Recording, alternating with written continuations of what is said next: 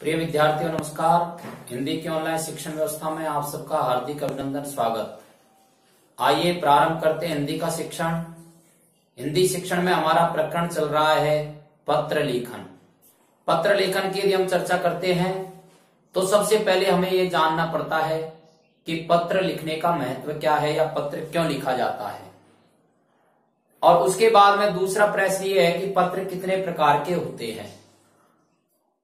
तो ये दोनों बातें हमें यहां बहुत बड़ी प्रकार से समझाई गई है कि ये जो पत्र होते हैं ये पत्र संदेश संप्रेषण के प्रभावी साधन होते हैं। अपने संदेश को, अपनी बात को, अपने समाचार को अपने से संबंधित किसी व्यक्ति तक यदि हमें पहुंचाना है तो उसके लिए हम पत्रों का उपयोग करते हैं। प्राचीन काल से पत्रों का अपना महत्व रहा है। ये पत्र कार्य और व्यवहार की दृष्टि से जिस प्रकार का काम होता है, जिस प्रकार का व्यवहार होता है, उस आधार पर इनके चार भाग किए गए हैं। उनमें से एक प्रकार है व्यक्तिगत या पारिवारिक पत्र, दूसरा प्रकार है कार्यालय या राजकीय पत्र जिनको शासकीय पत्र भी कहते हैं, और एक प्रकार है व्यापारिक पत्र। व्यापारिक पत्र का अर्थ यह है कि व्यापार से संबंधित कोई कार्य होता है तो उसके लिए व्यापारिक पत्र लिखे जाते हैं। यदि इन तीनों प्रकार के पत्रों से भिन्न कोई पत्र है तो उसको चौथा प्रकार है अन्य प्रकार के पत्र उसमें रखते हैं। ये जो व्यक्तिगत या पारिवारिक पत्र होते हैं ये चार प्रकार के होते हैं। इसमें से एक है बधाई पत्र, एक शुभकामना पत्र, एक आमंत्रण पत्र, एक संवेदना पत्र। कार्यालय या राजकीय पत्र जो होते हैं ये शिकायत करने के लिए या सरकारी कामकाज के लिए या कोई कर्मचारी अपने कार्यालय में किसी प्रकार की व्यवस्था के लिए कोई पत्र लिखता है। अन्य प्रकार के जो पत्र होते हैं इन तीनों प्रकार के पत्रों से भिन्न होते हैं। अब हमने पहले बधाई पत्र का अध्ययन किया था, एक हमने कार्यालय या राजकीय पत्र का भी अध्ययन किया है। आज हम पारिवारिक पत्र के संबंध में चर्चा करेंगे। मान लीजिए आप विद्यार्थी हैं और डूंगरपुर के अंदर आप एक छात्रावास में रहते हैं। आपकी माताजी का पत्र आपके पास पहुंचता है, वो आपके विद्यालय के बारे में जानकारी करना चाहती है और आपसे उन्होंने जानना चाहा है कि आपके विद्यालय की दिनचर्या कैसी है, आपकी पढ़ाई कैसी चल रही है। इस प्रकार का जो पत्र है उसको हम किस श्रेणी में रख सकते हैं? तो इस प्रकार का जो पत्र है उसको हम पारिवारिक पत्रों की श्रेणी में रखेंगे, क्योंकि इस पत्र में हमें परिवार के लोगों ने पत्र लिख करके समाचार जानना चाहा है। अब पत्र कैसे लिखा जाता है? तो पत्र के तीन भाग होते हैं। प्रारंभ में जिसके लिए पत्र लिखा जाता है उनका संबोधन, उनका नाम, उनका पता, या इसका एक प्रकार ये होता है कि जहां से हम पत्र लिख रहे हैं उस स्थान का पता, और उसके बाद में पत्र की विषय वस्तु कि पत्र के अंदर हम क्या लिखना चाह रहे हैं, और अंत में जिसके द्वारा पत्र लिखा गया है वो अपने संबंध में अपनी जानकारी देता है। इस प्रकार से ये पत्र के तीन भाग होते हैं। ये बीच की जो विषय वस्तु हम लिखते हैं सामान्यतः हम ये रखते हैं कि इसमें कम से कम 2 पैराग्राफ में अपनी बात को कहें, और पत्र को सामान्यतः हमें संक्षेप में ही लिखना चाहिए। पत्र की भाषा स्पष्ट होनी चाहिए। तो जैसा कि हमसे बताया गया है कि हम किसी छात्रावास में रहते हैं डूंगरपुर के अंदर और अपनी माताजी का हमको पत्र मिला है, तो सबसे पहले हम छात्रावास डूंगरपुर, यदि वह छात्रावास किसी विशेष नाम से जाना जाता है तो उस नाम को भी हम यहां लिखेंगे, या विशेष किसी मोहल्ले में या किसी विशेष स्थान पर है तो उसको यहां लिखेंगे। उसके बाद में संबोधन लिखते हैं। अब चूंकि माताजी को पत्र लिख रहे हैं तो उसके लिए हम संबोधन में पूजनीय, सामान्यतः विद्यार्थी पिताजी जैसे पत्र लिखते हैं ऐसे पूजनीय लिख देता है, तो यहां हमें पूजनीय या पूज्या माताजी, और उसके बाद में सादर चरण स्पर्श, और फिर अंत बीच में विषय वस्तु लिखते हैं। और अंत में अपने संबंध में जानकारी देते हैं। तो हम विषय वस्तु में ये लिख सकते हैं कि आपका पत्र मिला, पढ़ करके ज्ञात हुआ कि आप मेरी विद्यालय की दिनचर्या के बारे में जानना चाहती हैं। तो मैं मेरे विद्यालय की दिनचर्या में आपको बताता हूं। मेरा विद्यालय प्रातः 10 बजे प्रारंभ होता है, सायं 4 बजे तक रहता है। अब विद्यालय के अंदर मध्य में मध्यांतर होता है और विद्यालय के अंदर सभी जो कालांश है वह समान रूप से लगते हैं। और इस विद्यालय की खास विशेषता यह है कि मध्यांतर के अंदर सभी भैया या सभी छात्र छात्राएं भोजन करते हैं। विद्यालय की दिनचर्या से मैं काफी प्रभावित हूं, मुझे विद्यालय दिनचर्या अच्छी लगती है। और अंत में चूंकि माताजी को अपने पत्र लिखा है तो अब अंत में ये बात भी लिख सकते हैं कि पिताजी को प्रणाम, छोटे बड़े भैया बहनों को प्यार। और फिर अंत में आपका सुपुत्र या आपका स्नेहाकांक्षी या आपका आशीर्वाद आकांक्षी और स्वयं का नाम लिख देंगे। इस तरह से ये संपूर्ण पत्र को हम लिख सकते हैं। तो आइए अब प्रारंभ करते हैं पत्र को लिखना।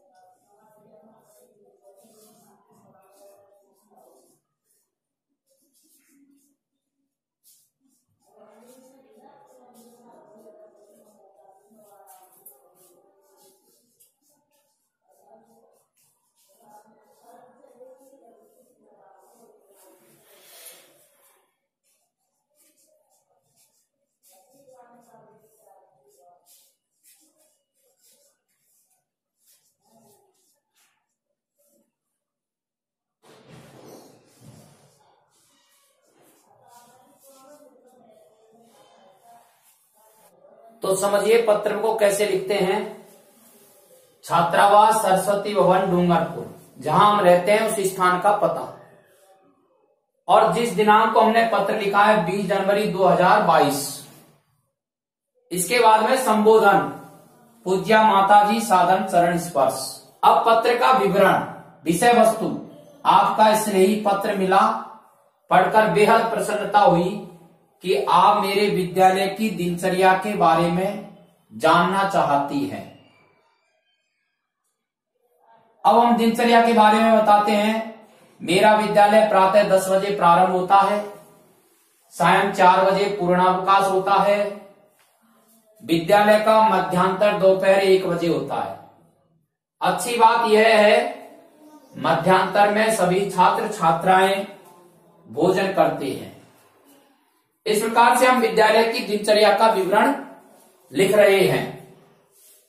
सभी काल समान रूप से चलते हैं। विद्यालय की दिनचर्या का पालन कठोरता पूर्वक होता है। विद्यालय की दिनचर्या मुझे अच्छी लगती है, मैं मन लगाकर पढ़ाई कर रहा हूं। विद्यालय की दिनचर्या का पालन भी भली प्रकार से करता हूं। और फिर अंत में पिताजी को प्रणाम कहना, छोटे भाई बहन को स्नेह, और फिर आपका प्रिय पुत्र आशीष। इस प्रकार से हम विद्यालय की दिनचर्या के संबंध में और माताजी को पत्र लिख करके समझा सकते हैं, बता सकते हैं।